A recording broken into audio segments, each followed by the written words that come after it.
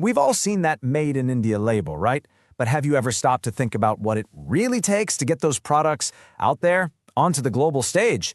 Well, today we're going to unpack the massive government strategy working behind that simple phrase. So, that's the big question, isn't it? How does a government take its homegrown products and launch them into a super competitive global market? I mean, it's a huge task. So let's break it down step by step. Okay, so first things first, let's look at the government's big plan to boost exports. And let me tell you, it's not just one thing. It's a multi-pronged approach, hitting the problem from all sides. And you might think this all starts at the shipping docks or airports, right? But nope. The strategy actually begins right here, at home. The very first step is all about strengthening our own domestic production. So the whole thing really stands on two main pillars. You've got Make in India, which is all about ramping up our manufacturing game, making more stuff basically. But, and this is key, it's not just about quantity. That's where Atmanirbhar Bharat comes in. Think of it as the push for top-notch quality and innovation. The idea is pretty simple, right? If you want to be a world-class exporter, you've got to be a world-class producer first. Okay, so making great products is one piece of the puzzle, but it's just one piece.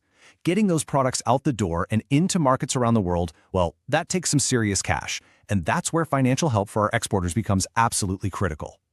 This support basically comes in three flavors. First, there's direct financial help to handle those big upfront costs. Then you have tax breaks and rebates, which make our products cheaper and more attractive overseas. And finally, there's access to easier loans, so businesses can get the money they need to grow and handle those huge international orders.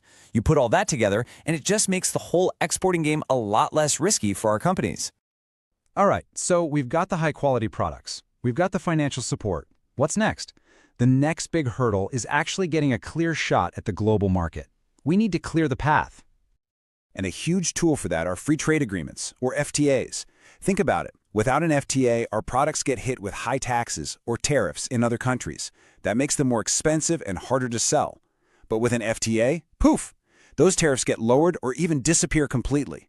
It's like creating a superhighway for our goods, making them way more appealing to buyers overseas. And it's not just about policy and paperwork. The government also plays the role of a promoter. I'm talking about helping Indian businesses get a spot at those big international trade fairs and exhibitions. And this is so important because it puts our exporters face to face with thousands of potential buyers from all over the world. It's all about making those connections and opening doors to new markets. So, when you start to pull all these threads together, the focus on homegrown production, the financial support, the work to open up global markets, you really start to see what's actually behind that Made in India label. It's so much more than just a tag. You know, one of our sources really hits the nail on the head with this. It's not just a product, but a big step for our country towards becoming an economic superpower. And that's exactly it. Every single item that ships out with that label, it isn't just a sale. It's a small win in this much bigger journey. The journey to becoming a true economic force on the world stage. So, I'll leave you with a thought.